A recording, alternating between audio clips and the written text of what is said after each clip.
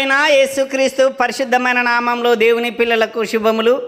ప్రియులరా, MPR message అను YouTube channel ద్వారా ప్రసారమవుతున్నటువంటి ఈ వీడియో సందేశాలు మీకందరికీ అందించటానికి దేవుడు నన్నెన్నుకున్నందుకు ఆయనకే స్తుతి, మహిమ, ఘనత, ప్రభావములు ఆరోపిస్తూ ఉన్నాను. అల్పుడను, అభాగ్యుడను, ఎన్నిక లేని వాడను, దూరస్థుడనైనటువంటి నన్ను తన పని కోసము ఎన్నుకొని ఏర్పరచుకొని ఇంత గొప్ప పరిచర్యను నాకు అందించాడు. అందును బట్టి ఆయనను స్తుతిస్తూ ఉన్నాను. ప్రియులరా, ఈ ఛానల్ ద్వారా ప్రసారమవుతున్నటువంటి ఈ వీడియో సందేశాలు మీకు ఏ రీతిగా ఉపయోగపడుతున్నాయో నాకు కామెంట్ రూపంలో తెలియచేయండి. అలాగే మీరిచ్చేటటువంటి సలహాల కొరకు ఎదురు చూస్తున్నాను. ఈ పనిని ప్రోత్సహించండి, నన్ను బలపరచండి. ఎంకరేజ్మెంట్ చేయటం వల్ల అనేక వీడియోలు చేస్తూ దేవుని పని కొనసాగించటానికి నేను ప్రోత్సహించబడతాను. ప్రియులరా, వీడియో ఓపెన్ చేసిన వెంటనే లైక్ చేయాలని ప్రత్యేకంగా మనవి చేస్తూ ఉన్నాను. ఎందుకంటే మీరు ఇచ్చేటటువంటి లైక్ వల్ల యూట్యూబ్ ఆల్గారిథం వీడియోను ఇంకా ప్రమోట్ చేస్తుంది, వీడియోను అనేకులకు అందేటట్లుగా చేస్తుంది. కనుక మీరు తప్పకుండా లైక్ చేయాలని ప్రేమతో మనవి చేస్తున్నాను.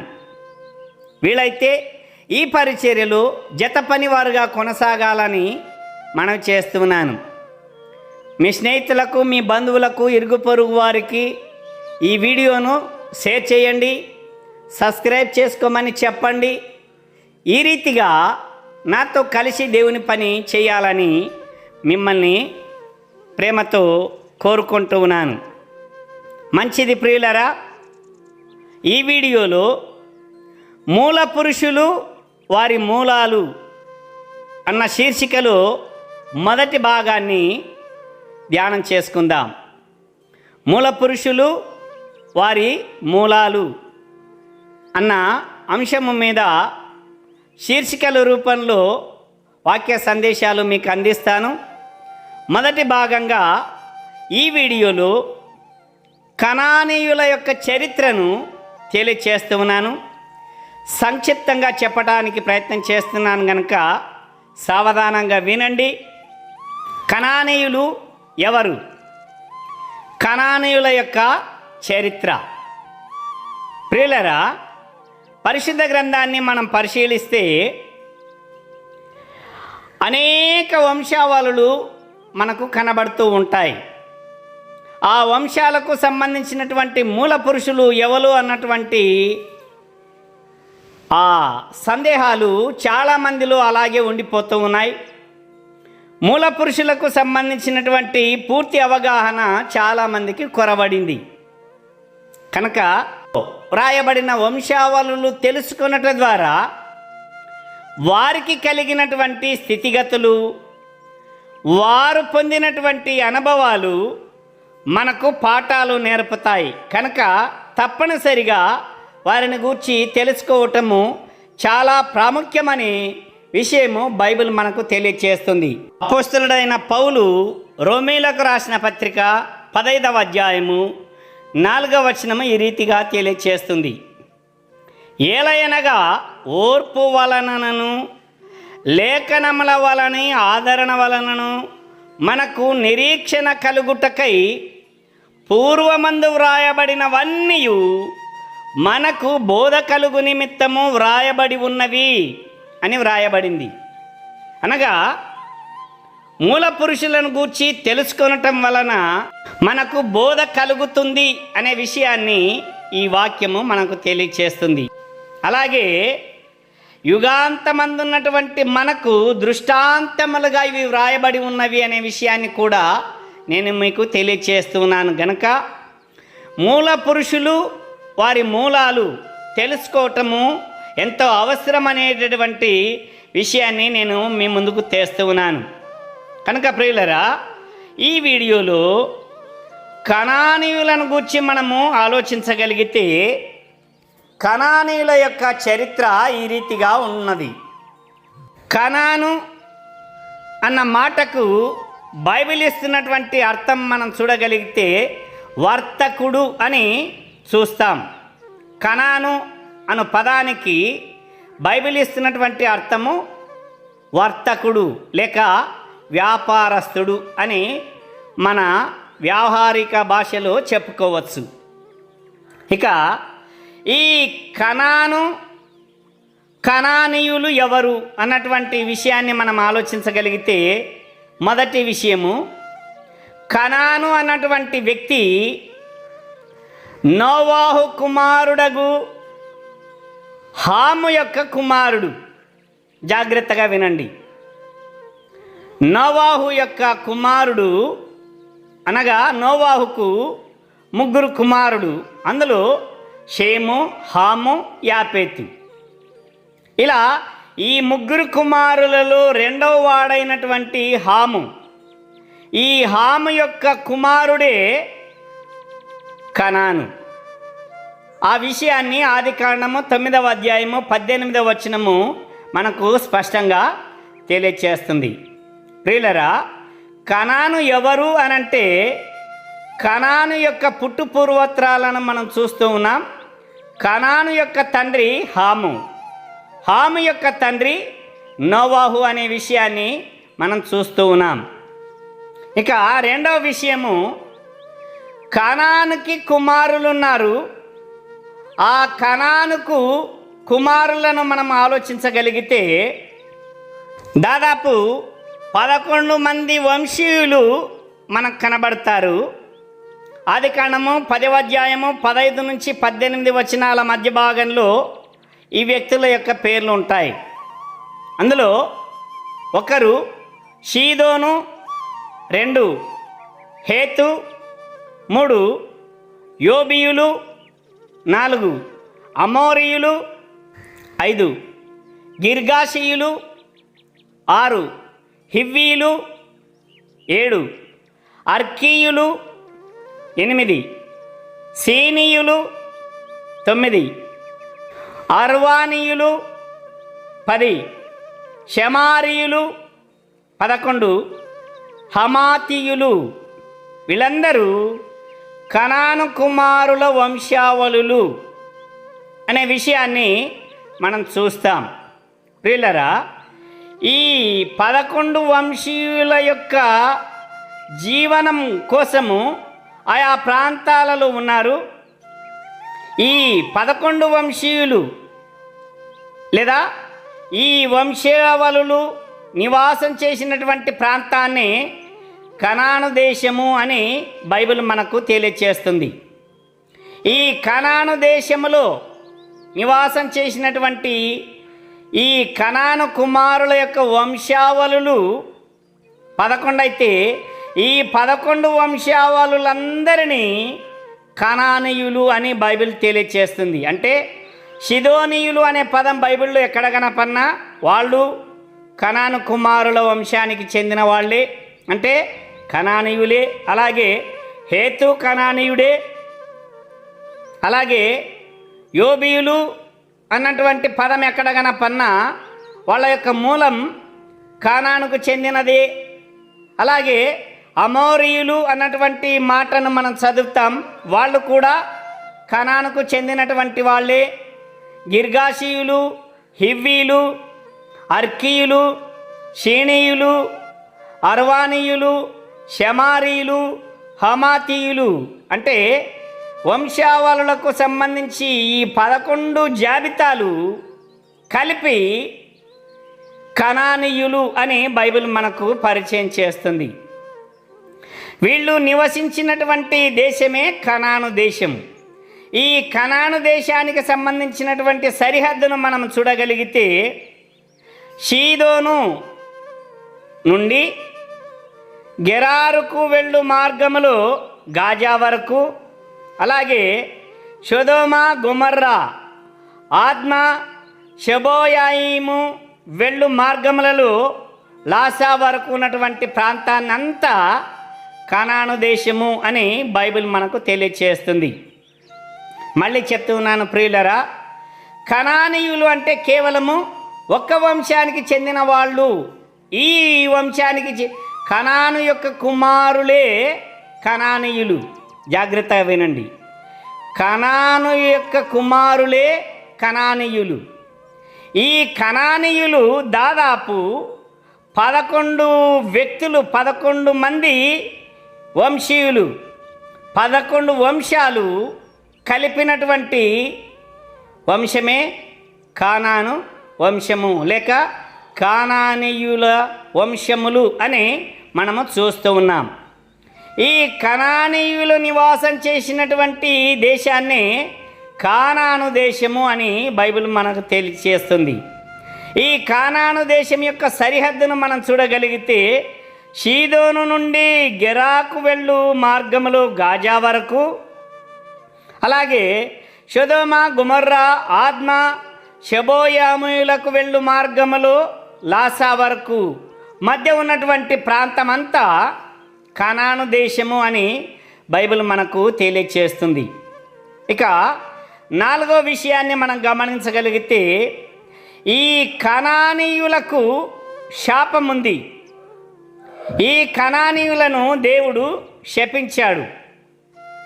గమనించగలిగితే నోవాహు వ్యవసాయము చేయనారంభించి ద్రాక్షారసము త్రాగి మత్తుడై ఉన్నప్పుడు తన శరీరము కప్పుకున్నటువంటి వస్త్రములు పక్కకు ఆడిపోయినప్పుడు హాము వచ్చి చూసి బయటికి వెళ్ళి తన అన్నకు తమ్మునికి చెప్పి వాళ్ళ ద్వారా ఆ నోవాహు యొక్క మానము మీద బట్టను కప్పింపజేశాడు. ఇక్కడ గమనించండి ప్రియులరా, చూసినటువంటి వ్యక్తి బట్ట కప్పింటే ఏ విధంగా ఉండేదో తెలియదు, కానీ ఆ పని అతడు చేయలేదు.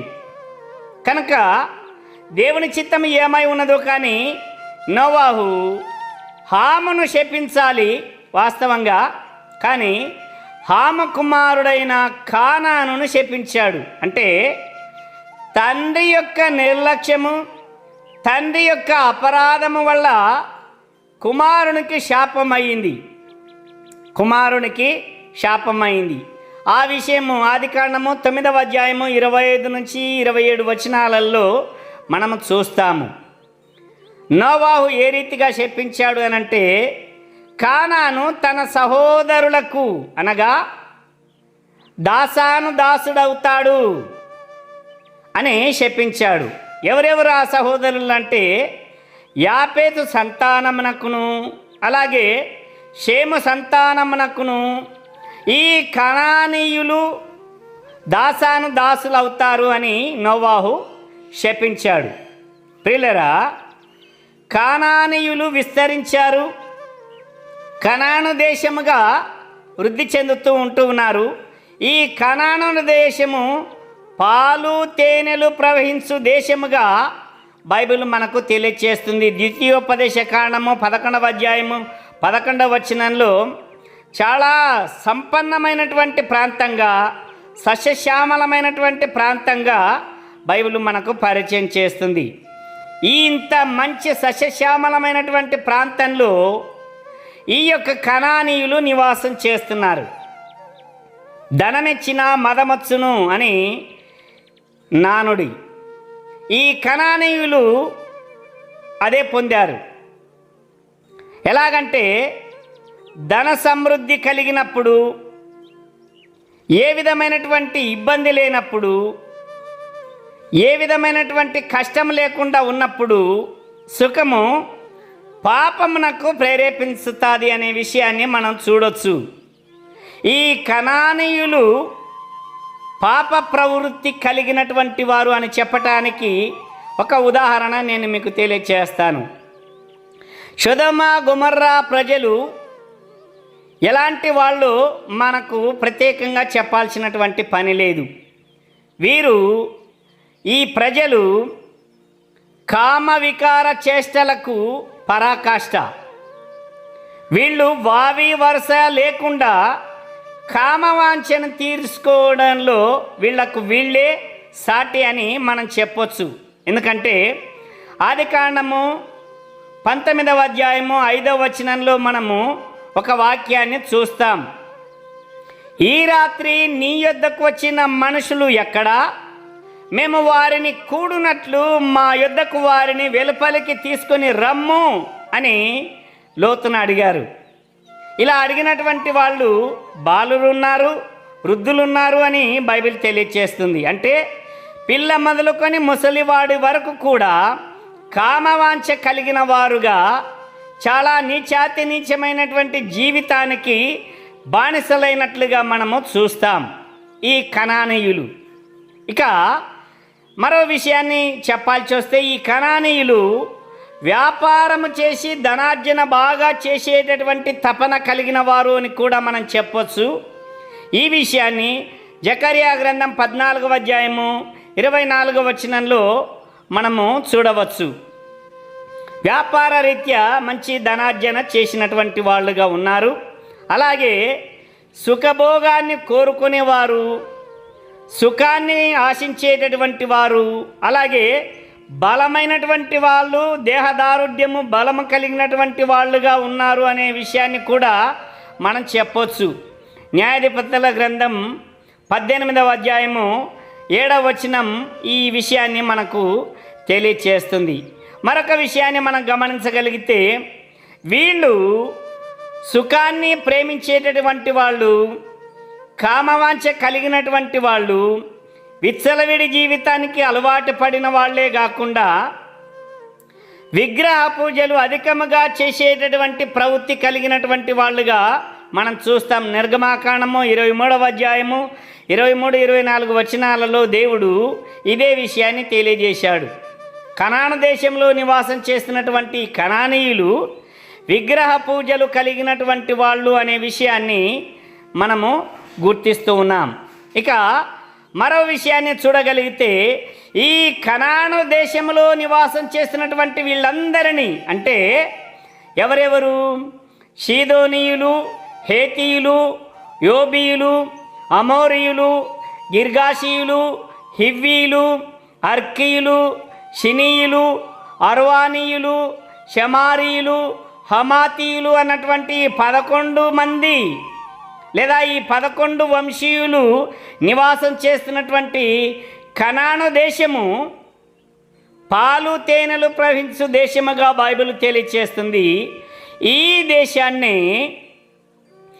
దేశాన్ని ఒకప్పుడు అబ్రహాముకు దేవుడు ఆశీర్వదించి ఇచ్చినటువంటి ప్రాంతంగా బైబిల్ మనకు తెలియచేస్తుంది.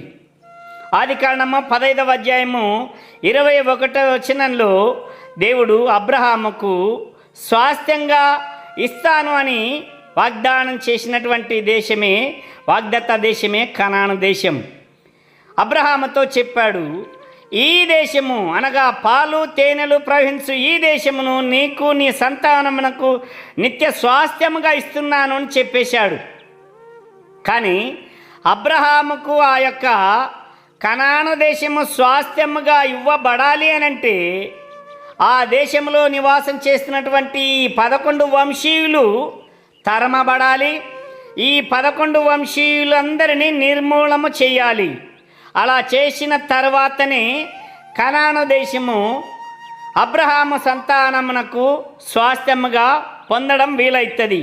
అందుకే దేవుడు మోషే ద్వారా ఐగుప్తు దాస్యంలో ఉన్నటువంటి ఇశ్రాయేలీయులను బయటికి తీసుకొని వచ్చి కనాను దేశము చేర్చుటలో యెహోషువను వాడుకొని, యెహోషువ ద్వారా ఆ దేశంలో ఇంతకు క్రితమే నివాసం చేస్తున్నటువంటి 11 వంశీయులనందరినీ నిర్మూలము చేసి ఏ ఒక్కరు కూడా మిగలకుండా వారిని సర్వనాశనము చేసిన తరువాతనే దేవుడు ఇశ్రాయేలీయులకు ఈ దేశాన్ని స్వాస్థ్యముగా ఇచ్చాడు.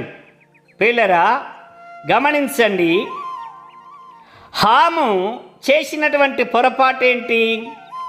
తండ్రి యొక్క దిశమలకు బట్ట లేదా వస్త్రము కప్పకపోవటమే అసలైనటువంటి సమస్య.